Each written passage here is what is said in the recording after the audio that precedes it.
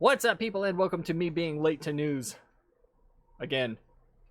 So, as of 3 days ago, Susan Wojcicki has stepped down from YouTube as the CEO.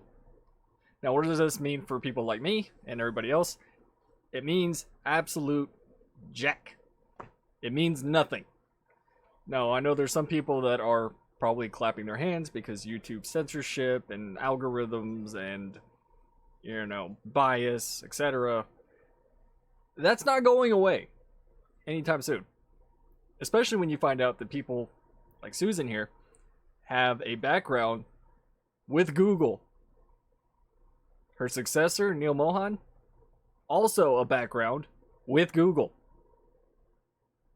Now, I have this article pulled up because these are exactly the type of people that are in charge of YouTube and why everybody gets so mad about censorship, blah, blah, blah, blah, blah. It's not going to change. Period. You don't like it, you go to Rumble. That's what a lot of people did. Me personally, I've said this in my other videos, I'm too lukewarm to be even considered a threat to YouTube. I'm not Tim Pool. I'm not Salty Cracker. I'm not Vouch or Destiny or any of these other political commentators that YouTube has a tendency to put the kibosh on, when they say something that's out of lockstep. So, the point of this here is that just driving home the fact that these people are all the same. So Susan's out, another guy's in, say he steps down, another person comes in. They're all in that same bubble. And unless we get super lucky and Elon Musk decides he wants to buy YouTube from Alphabet, hey, we gotta live with what we gotta live with. And we gotta stay in lockstep. The guidelines change every other month as to what you can say, can't say, what's information, what's not misinformation. All you can do is just create stuff that is in the middle or completely outside of the bounds of whatever it is that they're looking at and trying to keep under wraps. Plain and simple. Now, the reason I have this article pulled up is because both Susan and her successor, Neal, have both compared people that make content regarding current events and news as basement dwellers, for lack of a better word. We have a direct quote from here, from Go Figure, when she was at the World Economic Forum. The World Economic Forum's Global Technology Governance Summit of 2021. So, the main thing about this quote here is right at this part right there.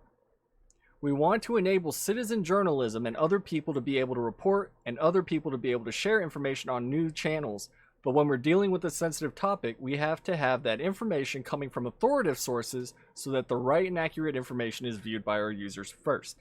So in other words, pushing CNN, ABC, MSNBC, making sure those things are at the top of the list, as opposed to, say, somebody who may have been there on the ground when such an incident happened. Obviously, they want mainstream media to be first. Now, if you look at what Mr. Mohan says, it is this section right here. The way that the question around masks would be, and this is in regards to COVID, the way that the question around masks would be covered by a credible sort of authoritative voice or channel is that there would be context, there would be explanations behind why a particular mask decision is made or not, and so the user, the viewer of that content on our platform, can make an informed decision for him or herself. Now, that's a load of horseshit right there. Especially this part. There would be explanations behind why a particular mask decision is made or not. We didn't get that when that was going on. So, let's continue. And so, let me go ahead and highlight just for those that might have a hard time seeing. And so, as opposed to, it's somebody espousing their opinions about a mask, in their basement. This is coming from an authoritative channel, a news source, a medical professional, and if that's the case, we think there's going to be some context that's provided around the question of masks. And even if that guidance changes, it will be reflected in sort of how an authoritative voice or channel talks about it. These people are determining what is considered authoritative. Now, Google has been doing that for God knows how long. I mean, it's just a fact. Google owns YouTube. YouTube's been doing the same thing. Now we're seeing sort of the fallout with Twitter, with Elon buying Twitter. As long as you have these tech companies wielding so much power and control, we're sort of stuck. So, whether or not Susan steps down, Neal takes over. Neal doesn't like it, so somebody replaces him. It's all going to be the same people, no matter what, unless something drastic changes. And honestly, I don't know if Susan stepping away has anything to do with all these hearings that are going on in Congress. That's speculation from other people as to if there were or was any sort of collaboration during the pandemic in regards to tech censorship, the presidential election. Was there censorship there? I think it's all coming to a head because, as we saw with the Twitter files, it was obvious that the government was colluding with big tech, which again, most people already knew. So, what comes of this? Probably nothing. I see people, other big news channels or gossip channels or whatever you want to call them, the quartering, etc., etc. Everybody covering this like it's, something drastic. Yeah, I get it. It's news. But things aren't going to change. And it is quite possible that things could get worse on YouTube. Who knows?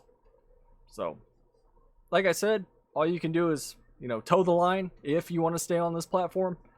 If you don't, of course, there's always alternative alternative places, Odyssey, Rumble. I think Minds have the capability of uploading videos. They're all alternatives if you don't like it. Nobody is forcing me to stay on YouTube. Nobody's forcing you to sit on YouTube and watch this video either. So, all you can do is if you don't like something, go somewhere else. And in my case, I don't have a reason to go anywhere yet. So I'm just going to keep doing what I'm doing, regardless of who's in charge. So, thanks for watching, everybody. Until next time, all hail our Google overlords.